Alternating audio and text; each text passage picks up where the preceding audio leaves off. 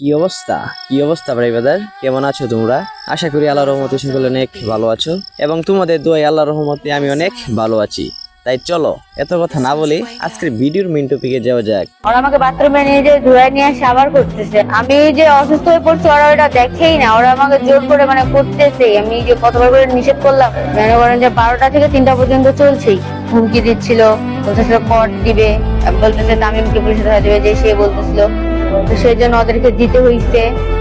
আজ থেকে প্রায় সপ্তাহখানেক আগে এই নিউজটা মনে হয় সকলেই দেখছো। কি আর বলবো, যেসব ভিডিও দেখলে কষ্ট লাগার কথা সেসব ভিডিও দেখলে এখন একটু না অনেকটাই হাসি পাই। তোমরা কি ভাই জানো, বাংলাদেশের নায়িকা থেকে মাইয়া যেগুলা বেশি বালপাকনি করে তারা তাদের কর্মকাণ্ডের জন্য গুয়া মারা খায়।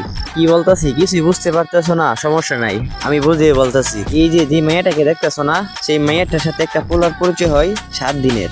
বুঝতে পারছো? 7 দিনের পরিচয়। এই 7 দিনের পরিচয়ে তারা প্রথমে ফ্রেন্ড হয়, তারপর ফ্রেন্ড থেকে বেস্ট ফ্রেন্ড হয়ে যায়। তাই ছেলেটির সাথে ঘুরতে গেছে, তারপর আর কি ছেলে আর ছেলের বন্ধু মিলে মেয়েটিকে খেয়ে দিছে। তারপর মেয়েটি প্রশাসনের কাছে গিয়ে ধর্ষণের মামলা দেয়। তো পরে ওরা আমাকে ওইখানে নিয়ে গেছে, আমাকে ধর্ষণ করা হয়েছে। ওরা 3জন মিলে আমাকে জোর জবরদস্তি করে ধর্ষণ করছে। আমি নিষেধ করছিলাম অনেকবার করে, তাও ওরা আমাকে ভয় দেখাচ্ছিল, অনেক হুমকি দিচ্ছিল। সেই জন্য ওদেরকে দিতে হইছে। কি বুঝলেন? মাত্র 7 দিনের পরিচয়ে মেয়েটি মনে করছিল ছেলেটির কাছে সে নিরাপদ। মাত্র এই 7 দিনের পরিচয়ে মেয়েটি ছেলেটির সাথে ঘুরতে বাইরে বের হয়ে পড়ছিল।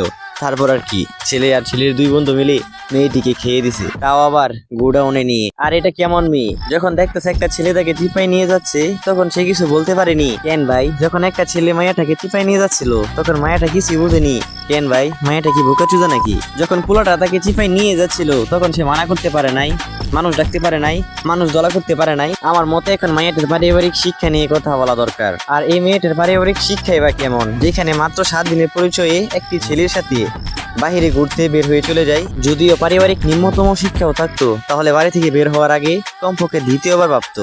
আমার তো মনে হয় মেয়েটির বাপ মাই মেয়েটিকে মূল্যবোধ বা পারিবারিক শিক্ষা বলতে কিছুই দেয় নাই। তাহলে কেমনে পারে মাত্র 7 দিনের পরিচয়ে একটি ছেলের সাথে বাহিরে ঘুরতে বের হয়ে চলে যায়? তাহলে এখন কথা হচ্ছে, এরা এখন প্রশাসন খুঁজে কেন, এখন সাংবাদিক খুঁজে কেন, যেখানে সে মনে করে মাত্র 7 দিনের পরিচয়ে একটা অচেনা ছেলের কাছে সে নিরাপদ? তাহলে এখন চিল্লাতে আসছে কেন? দেখো ভাই, এখানে আমি ছেলেদেরকে নিষ্পাপ মনে করতেছি না। এরা যেহেতু অন্যায় করছে এদের বিচার হবে, এদের সর্বোচ্চ বিচার হবে, দরকার হলে এদের ফাঁসি হবে। এদের বিচার দেখে অন্য কোনো দর্শক যাতে আর দর্শন না করতে পারে। কিন্তু ভাই এখন কথা হচ্ছে, এই ভাগির বিচার করবে কি? এসব খানকি মাগিদের বিচার হবে কোথায়? এসব খানকি মাগিদের বিচার করবে কি এদের বাপ মাই, যেখানে কিনা 7 দিনের পরিচয়ে বাতার নিয়ে চলে যায় ঘুরতে? কি রে চুত মারানি শাহবাগি, তোরা কি তোদের বাপ মায়ের কথা শুনস? তোদের বাপ মায়ের কথা কি একটু অমূল্য দেশ? না হলে বাপ মায়ের কথা শুনলে কি এমন হতো?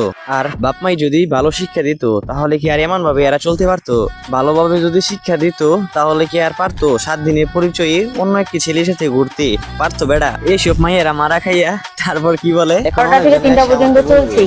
যেখানে একটা মায়াকে দর্শন করা হয়েছে, মায়াটা অসুস্থ, মায়াটাকে গালি দেওয়ার কি দরকার? আর মায়াটা কি বিচার চাইতে পারবে না? আরে বেটা, আমিও চাই মায়াটা সঠিক বিচার পাক, আর সাথে মায়াটারও বিচার হোক। কারণ ভাই আরো অনেক মেয়ে আছে, তারাও বন্ধু নিয়ে ঘুরে, কিন্তু এই মায়ের মতো এত লাফালাফি করে না। আর মায়াটার এত সাহস আর এমন ভাবে চলাফেরার কারণেই মায়াটার সাথে এমন হয়েছে। তাই আমি চাই এই মায়াটার মতো এমন ভাবে যাতে অন্য কোনো মায়া চলাচল না করতে পারে বা চলাফেরা করতে না পারে। আর দর্শকদের সঠিক বিচার হোক, যাতে অন্য সকল দর্শক এটা দেখে শিক্ষা পেতে পারে।